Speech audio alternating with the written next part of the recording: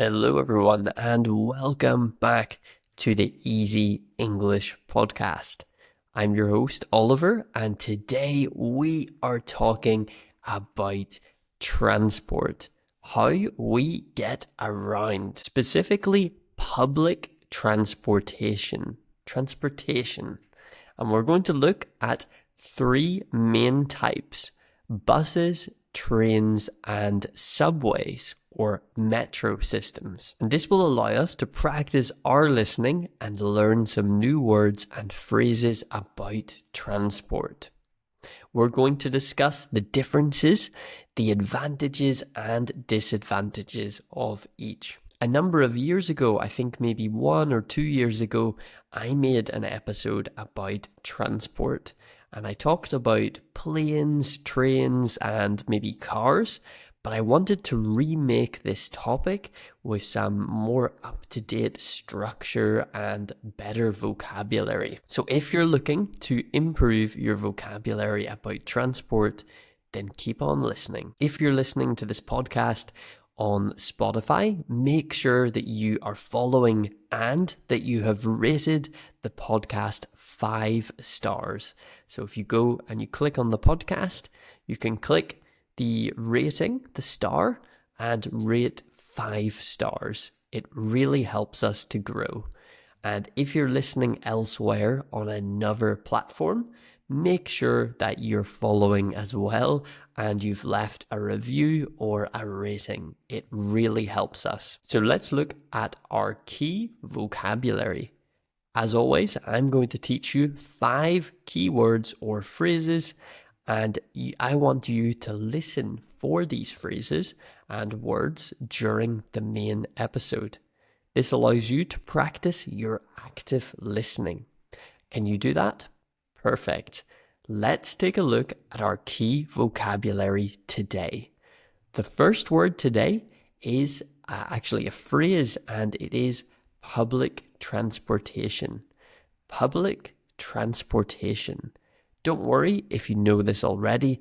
It's always good to practice the pronunciation and the listening. So public transportation. This is a system of buses, trains, or even subways that anyone can use. It is for the public, for us, for people. Most countries have some form of public transportation. The next word is route. Route, or as Americans say it, route. Route. They say with a slightly different pronunciation, but we would say route. And a route is the path or way that a bus or train travels. It is where it goes, where it stops, where it begins, where it ends. That is the route. The third word today is fare. Fare. And this is the money that you pay to travel. It is the fee, the cost. So, for example, buses and trains have maybe different fares, different prices, different costs. The fourth word is a very good one, and it's useful even outside of transport, and that is network. Network. And a network is a system. So a system that is connected. And in this case, with transport, a network is a system of connected lines or routes. For example, the railway network or the train network is all of the train lines, all of the areas that you can go to and the different trains. That is the network. And our final word today is commuter. Commuter. This is a noun, and it means a person who travels to and from work every day. So if you travel to your office and back every day, or maybe on the days that you do travel, you are a commuter. And this comes from the verb to commute, which means to travel to work. So those are our key vocabulary words for this episode. So to recap, public transportation, route or route if you're American, fare, network, and commuter. So let's go to our main topic today, looking at 3 different types of transport. And I'm going to talk a little bit about my opinion too, and what I think about each of these types of transport. So let's start with the bus. The bus is probably the most common type of public transportation in the world because there's not a lot of infrastructure, so not a lot of building required to allow buses to operate. So most of the world has buses, and it's a very flexible option because it travels on the street that is already there, and it can reach almost any neighborhood. The route of a bus is often a very detailed one, with a stop on almost every street corner. So almost every part of a street that it goes on within a city. Of course, in more rural areas outside a city, those stops become less and less because there are less people. And as a result, the bus cannot, service those areas as much. But even in countries that basically don't have a lot of trains or metros or trams or other types of public transport, they usually will have buses. And this is quite common, particularly in countries with low populations, but also in poor areas. So if you take a lot of big countries, the capital cities may be great for public transport, but then you travel to smaller, more regional areas, like smaller towns or cities, or even the countryside in these countries, and there is pretty much no public transport at all, or very little.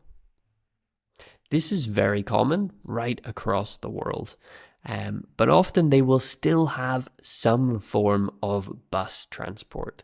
So this is why I think buses are great.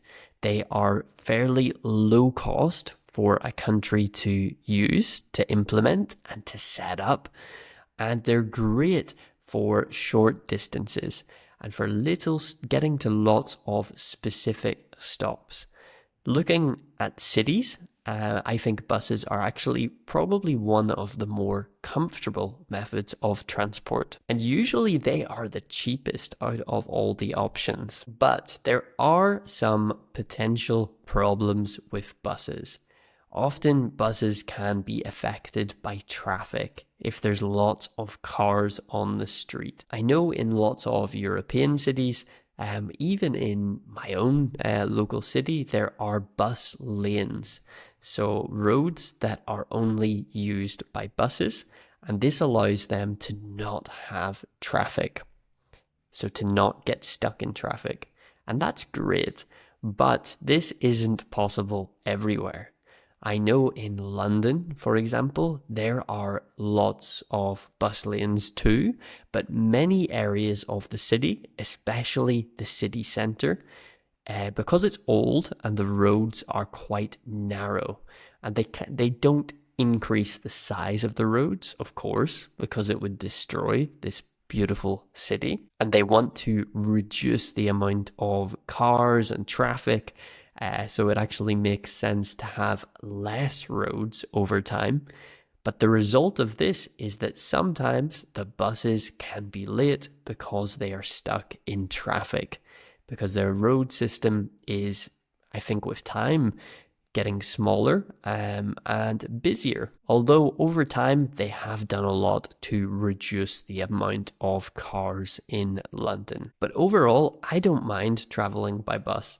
I don't do it often because I guess the part of the UK I live in is very car dependent. So we drive a lot in cars, mainly because the population is very small here in the part of the UK that I live in, which means that the public transport system is not so big. It's not a big network. But I know some people that do use buses.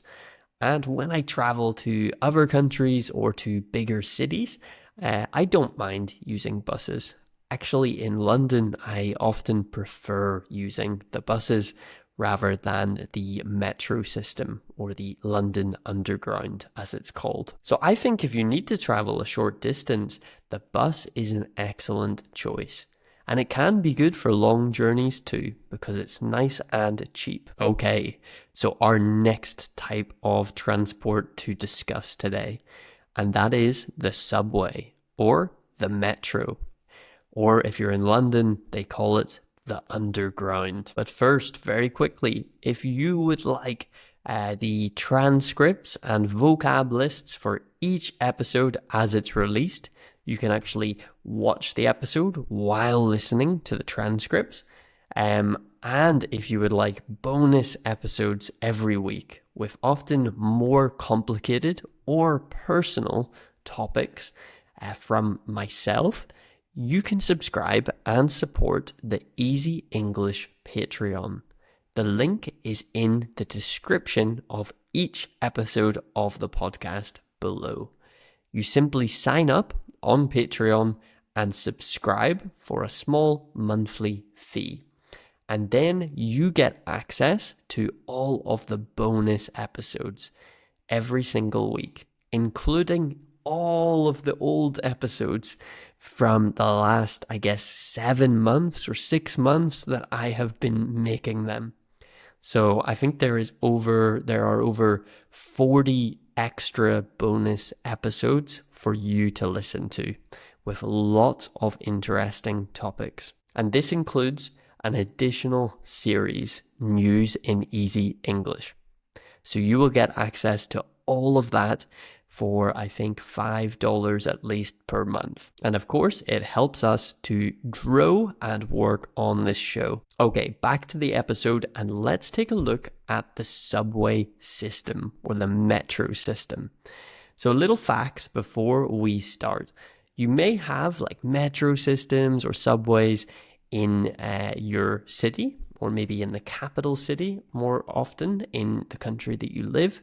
Usually they tend to be found in big major cities, so some of the biggest cities.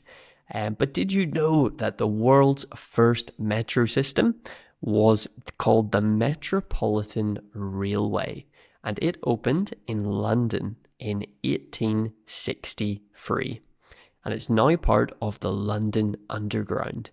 So I find that always very interesting. It's so long ago, actually, that the first metro system was created. Actually, the third oldest metro station, so the second was in Budapest, I believe, in 1896. So almost 30 years, or a little over 30 years after the London Metro. And then the third oldest metro system was actually in quite a small city of Glasgow in Scotland, which is quite a random place for a metro. And they still have it today, a very small metro line. It's like one line that goes around the city. But I always think that that's quite cool. So the metro or the underground, whatever you want to call it, is built on a special network of tracks that are often under the city streets.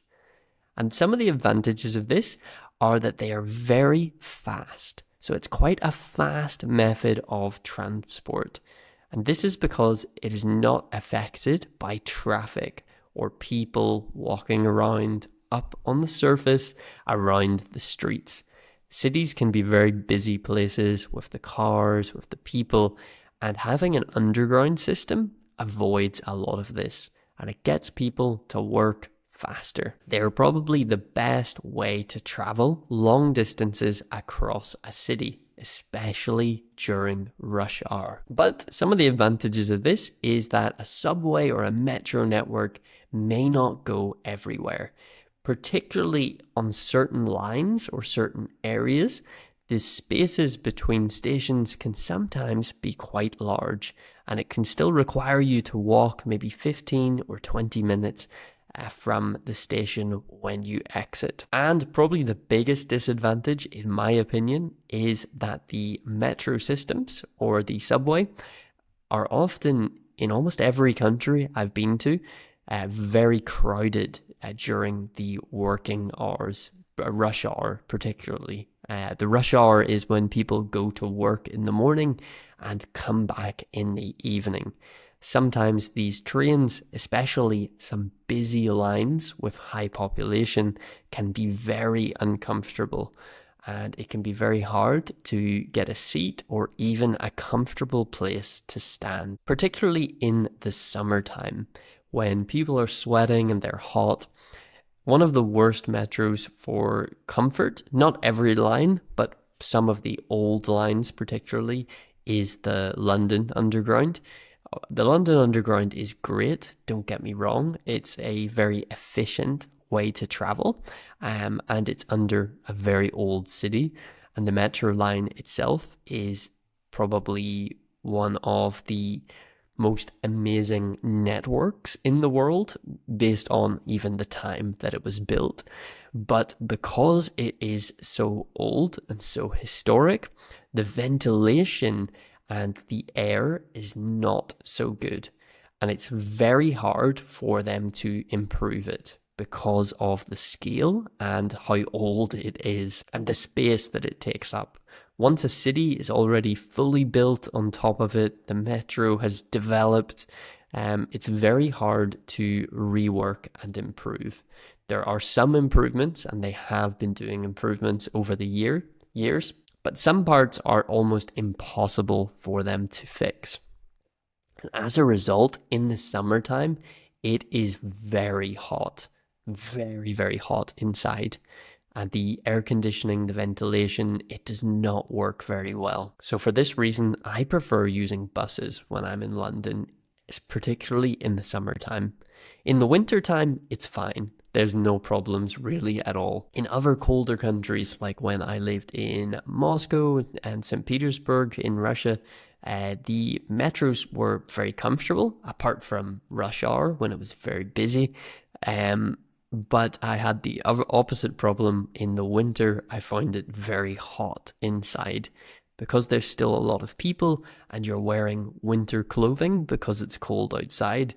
The heating is also on inside and it's very warm. So it can be quite uncomfortable and sweaty, especially if you're traveling for a short distance and it doesn't make sense to take all of your coats and jackets off because you need to put it on again as soon as you leave. So let's look at our third method of transport and discuss it. But first, I want to very quickly look at our listener spotlight.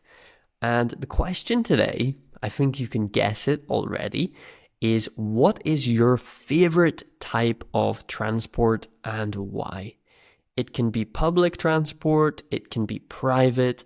I just want you to tell me what your favorite type of transport is and why. Because I'm recording this podcast close to the last one, I don't yet have any answers to read out today in our listener spotlight. But because I think the content is slightly longer in today's episode, we will not worry. So I need you guys to try your best to answer these questions so that I can read out some of your wonderful answers to help everyone else learn and practice their English too. And it's great to practice your writing and your creation with thoughts. Try to not use Google Translate or any kind of translation or AI tool when you answer these questions. So I want you to feel comfortable with practicing with your real English. I'm not going to correct you. I'm not going to point out mistakes. I just want you to practice. So answer below, what is your favorite type of transportation and why? Now let's go back to our last form of transportation for the episode, and that is the train. Train is another important form of public transportation, and they're usually used for longer trips than buses or subways, but they're quite similar, I guess. Usually they have more space, I think, and they're usually perfect for commuters. The reason I've included this in city transport is because often a lot of people live on the edge of a city, particularly in European style cities and American style cities. Not a lot of people, in most cases, live in the center of the city, or even in many cases in the city itself. Cities can be quite spread out, and the surrounding suburbs, these are areas around the city, are often where most people live. And there's a number of reasons for that. People live in the suburbs because it's cheaper, so it's not in the center of the city. There's more space, so often you can have a bigger home or apartment, and it can be more comfortable for family life. There's perhaps more nature, more space and areas to travel around. And for them, they have to often, if they don't work from home, commute into the city. And the most common way for people to do this, besides car, is train. A train really is perfect for commuters, people who are traveling that longer distance from home to work.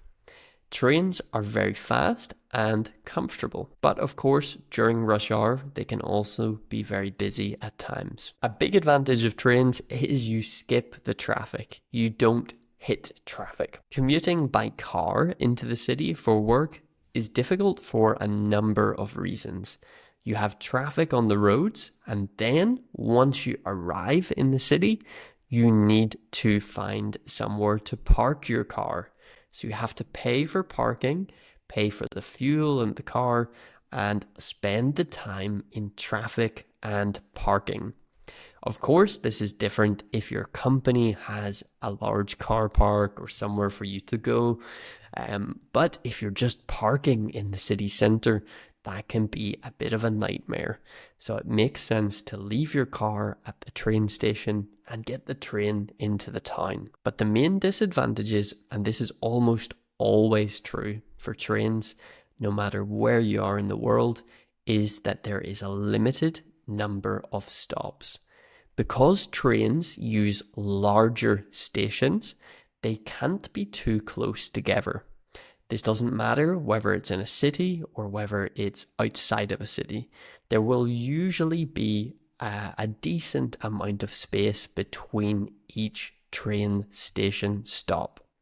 It's not like a metro where often the stations are a little bit closer together. And as a result, you might have to walk quite a little while after going to each train station to get to exactly where you want. And in most countries, the use of an actual train, so not a metro or a bus or a tram, is more expensive than those other options. So the train is often quite an expensive option, and it requires people to buy a pass or some kind of a card which allows them to travel a number of days during the week to make it more affordable. So train really is your best option for traveling a long distance, either for work or for a trip to another town or another place that's a little bit further away. But again, I quite like the train when I can use the train and get it.